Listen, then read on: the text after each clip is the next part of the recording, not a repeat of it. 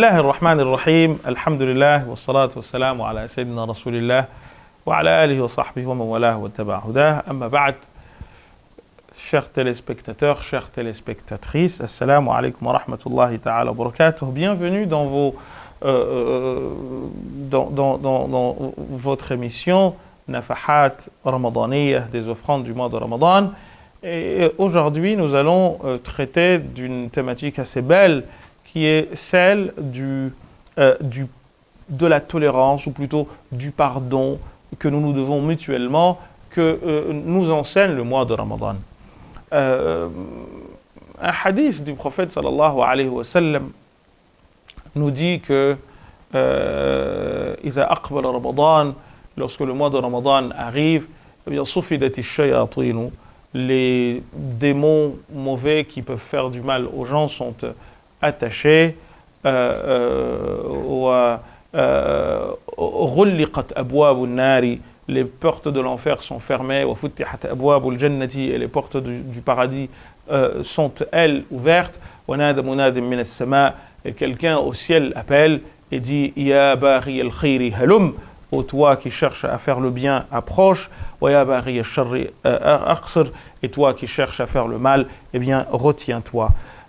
Alors, vous pourrez me dire, mais Mohammed, c'est quoi le lien entre ça et la solidarité? En fait, il y a, ou plutôt, pas la solidarité, mais plutôt l'entraide et le pardon mutuel. Dedans, on nous apprend que, en fait, c'est un mois où les bonnes œuvres sont à gogo, sont gratuites. Tout est fait pour que, justement, nous puissions,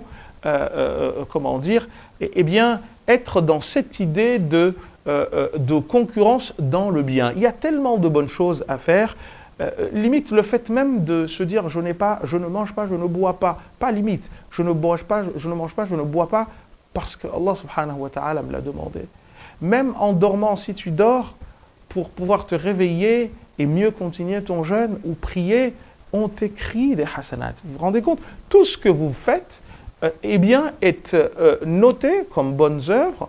Les actes les plus anodins nous sont comptés comme des œuvres d'une très grande importance, bien que nous soyons les principaux bénéficiaires de ces actes.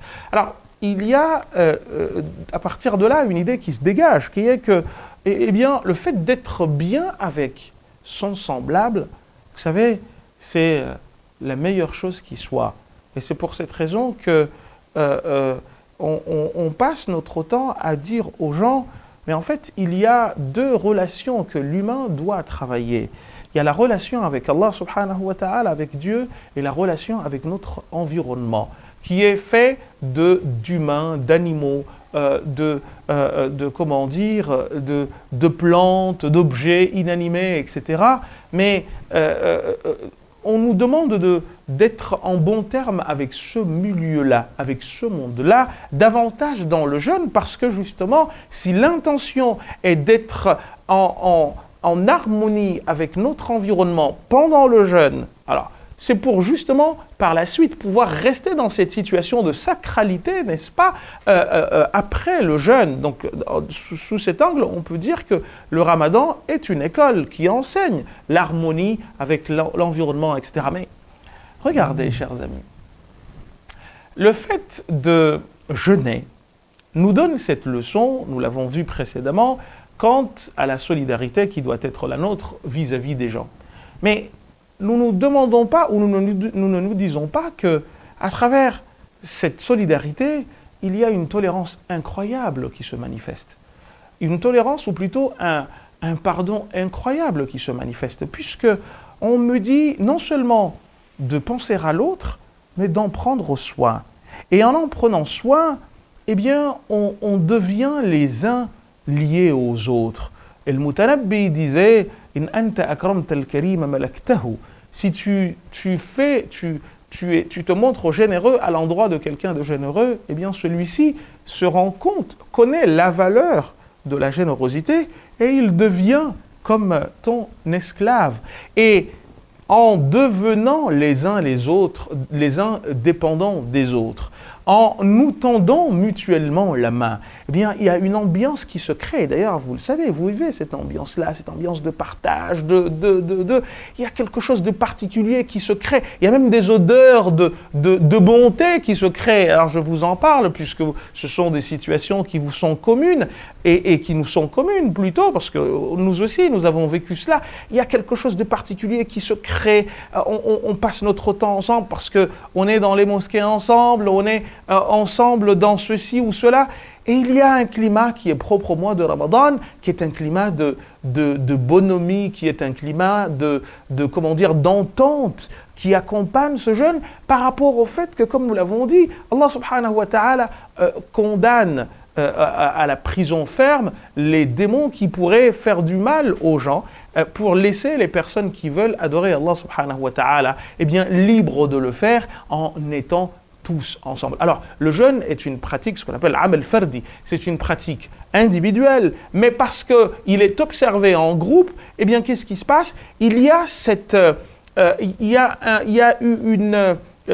une atmosphère de rapprochement qui fait que, on se sent solidaires les uns des autres, on partage davantage, et il y a cet esprit de tasamuh, cet esprit de tolérance, d'acceptation de l'autre, de pardon mutuel.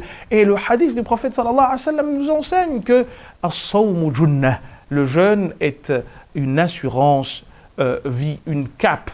Et je vous ai dit dans un des épisodes que junnah, ça vient de la racine jannah, jin et noun deux fois, et cette racine en arabe veut dire couvrir. Janna alayhi al-dhalam, comme dit le poème, kadhaba abdi, mon serviteur ment, dit un propos qui est apparenté à Daoud alayhi salam, que Abu Hurayra recueille d'après Sahib al-Mustatrif fi kulli fan al-Mustadrif, qui dit que Daoud alayhi salam dit que Dieu a dit que kadhaba abdi, mon serviteur ment, idha da'a mahabbati, lorsqu'il prétend m'aimer, janna alayhi al-dhalam nama anni, alors que quand la nuit le couvre, il m'oublie. Et donc, Jannah veut dire couvrir. Le djinn est appelé ainsi parce qu'il est invisible. Et le Jannah, le paradis, est ainsi appelé parce qu'on ne peut pas le voir. Donc, as-sawmu junnah, le jeûne est une carapace. فَإِنْ صَامَ أَحَدُكُمْ صَامَ, si un de vous jeûne, فَلَا يَرْفُثْ, il n'a pas à dire des grossièretés, وَلَا يَفْسُقْ, ni à dire de la perversité. Il ne fait pas acte de perversion, ni acte de grossièreté. وَإِنْ شَاتَمَهُ في بعض الروايات أو حاربه أحد, et si quelqu'un lui cherche noise en l'insultant ou en disant ceci et cela, فَلْيَقُلْ, qu'il dise إِنِّي صَائِمٌ إِنِّي صَائِمٌ, qu'il dise je suis en situation de jeûne 2 fois. Les savants ont dit, le fait que le prophète ait dit sa'imun 2 fois, inni sa'imun, inni sa'im, la première fois sert à nous rappeler que nous sommes en situation de jeûne et que par conséquent, nous sommes dans l'accompagnement d'Allah subhanahu wa ta'ala. Nous sommes dans la compagnie de Dieu subhanahu wa ta'ala qui nous voit et dont on sait que nous sommes protégés par la miséricorde. Et ensuite, il dit la seconde fois, c'est pour dire à l'autre qui me cherche des noises que, attention, je suis sous la protection de mon Seigneur, alors ne viens pas me chercher de noises. Mais voyez-vous, on nous apprend à prendre sur nous. On nous apprend à davantage nous maîtriser.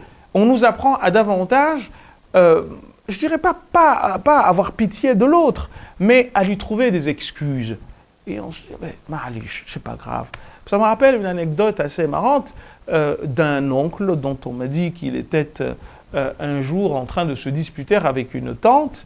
Et au moins celui-là avait compris la logique du jeûne, que quand tu es en situation de jeûne, tu ne dois pas être dans quelque situation de perversion ou de grossièreté que ce soit. Il s'est disputé avec une dame, je crois que c'était sa femme, et en se disputant l'un avec l'autre, il en est venu à lui dire écoute, attends-moi. C'était pendant le mois de Ramadan, il a pris une noix de coco, il l'a cassée en pleine journée, et il a bu l'eau, il lui a dit maintenant tu peux venir. Parce qu'au moins, il comprenait qu'en étant en situation de jeûne, il ne pourrait pas sortir du cadre. Et, nous, pendant le mois de Ramadan, on voit, notamment quand l'heure de la rupture approche, des feux grillés, des gens qui commencent à s'insulter, parce que tout le monde veut aller. C'est que tu n'as pas compris ce que c'est. C'est une école qui t'apprend à prendre la main à prendre le dessus sur ta personne. Tu t'imagines, tu as résisté à la nourriture alors que tu pourrais la prendre, à la boisson alors que tu pourrais la prendre. Et qu'est-ce que tu fais? Tu viens juste pour quelques secondes gâcher tout le travail que tu as fait en cédant à ton nafs, parce que le nafs, il est toujours là, il va te provoquer. Il va chercher à prendre sa revanche, parce que c'est pas rien. Tu l'as privé de nourriture pendant plus de 10 heures. Alors vous qui êtes à Mayotte, c'est à peu près une dizaine d'heures, 11-12 heures maximum. Enfin, nous qui vivons en Occident, par exemple, on peut aller jusqu'à 18. Il y a des endroits où ça va jusqu'à 19 heures dans les pays scandinaves l'été, et voire 20 heures parfois. Il y a même des endroits où la nuit dure seulement une demi-heure, quand on est plutôt près des pôles. Et tout cela, tu le gâches parce que quelqu'un t'a cherché noise. Non, justement. En fait, je n'ai pas à m'emporter. Et alors, c'est rentré dans les mœurs, dans nos îles ici, là. Quand quelqu'un est provoqué par une autre personne, t'entends la personne parmi nos oncles et nos mamans qui disent « Inni sa'im ». Wallah, inni sa'im. Je jeûne. Quoi que tu dises, Wallah, inni sa'im. Je jeûne, je ne veux pas m'embarquer dans une querelle avec toi, puisque je suis en situation de jeûne. Et voyez-vous, cet esprit-là, les amis, arrêtons-nous 2 secondes et disons-nous, et demandons-nous où cet esprit existe. Enseigné en grandeur nature comme ça. Wallah, ça n'existe nulle part. Dans aucune religion. Ça n'existe pas, ça. Il y a nulle part au monde aujourd'hui une culture, ou plutôt une philosophie, ou même une foi qui enseigne avec, sur une proportion aussi grande les gens à bien se comporter de cette manière-là. Il existe des choses à gauche et à droite que l'on écrit ou que l'on incite les enfants à faire, etc. Mais là, on a 1,5 milliard de personnes auxquelles on fait la même demande. On leur dit, quand vous jeûnez, c'est pour apprendre à prendre le dessus sur vos pulsions, sur vos passions, etc. Ça n'existe nulle part. Et c'est pour cette raison qu'il faut faire attention. Le monde vous regarde, parce que c'est extraordinaire. Aujourd'hui, beaucoup de religions ont perdu leur foi. C'est assez paradoxal à dire. Mais les musulmans font partie des tout derniers à s'agripper, à s'attacher à leur foi, à travers des actes symboliques, à travers des rendez-vous précis comme celui du jeûne.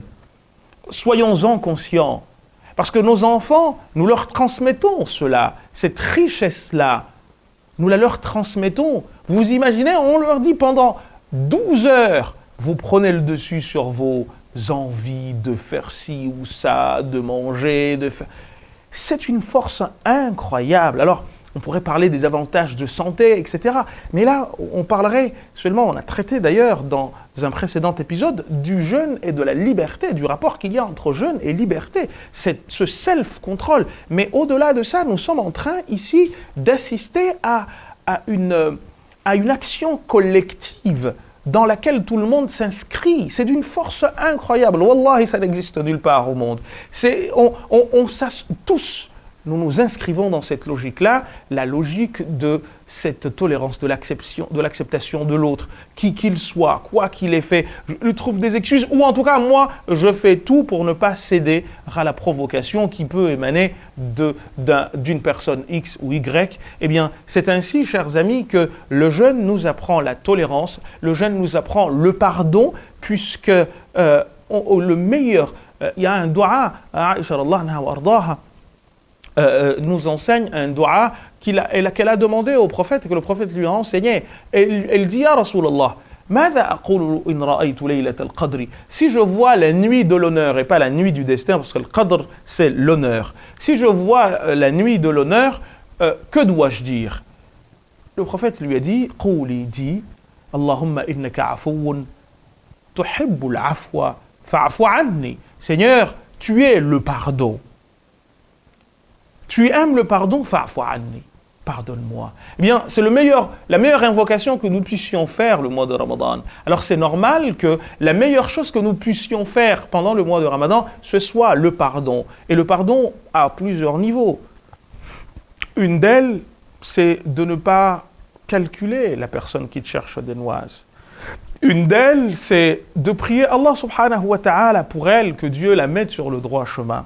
Et ce faisant, nous aurons atteint nous aurons atteint cette béatitude derrière laquelle tout croyant court.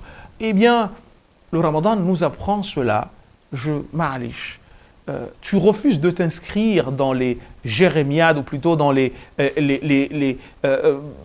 querelles que la personne cherche à te faire. Ouais, c'est pas grave. Dis, je ne viens pas, je ne te répondrai pas. Pourquoi? Parce que je jeûne. Donc, tu ne vas pas me faire glisser. Je reste sur je campe sur mes positions de je ne cède pas à ce que tu dis, je ne vais pas t'insulter comme tu m'as insulté. Et j'aimerais vraiment pouvoir m'assurer, vous rapporter ce hadith que l'imam al-Tabarani recueille dans son livre Makarim al-Akhlaq, où il dit est-ce qu'un de vous serait fainéant au point de ne pas pouvoir faire ce que Abu Damdam fait? Les compagnons lui ont dit Oman Abu Damdam ya Rasulallah. Et c'est qui Abu Damdam? Il dit Rajulun asbaha. C'est un homme qui s'est réveillé. Et qui a dit Allahumma inni tasaddaqtu bimali wa irdi wa dami. Seigneur, j'ai fait don de mon sang, de mon honneur et de ma fortune. Fala azlimu man zalamani. Je ne ferai point d'injustice à l'endroit de celui qui a été injuste avec moi. Wala ashtu man shatamani. Je n'insulterai pas celui qui m'a insulté. Wala adribu man darabani. Et je ne frapperai pas celui qui m'a frappé. Eh bien, ça c'est l'esprit du jeûne, chers amis. J'espère, Inch'Allah, que nous ferons partie de ceux qui auront réussi à s'inscrire dans cet esprit de tolérance, d'ouverture et de pardon à l'endroit de l'autre. Ja'alna Allah wa iyyakum min alladhina yastami'una al-qawla fattabi'una ahsana. Wa sallallahu wa sallim wa barik ala sayyidina Muhammadin wa ala alihi wa sahbihi walhamdulillahi rabbil alamin wa barakallahu fikum. Wassalamu alaykum wa rahmatullahi ta'ala wa barakatuh.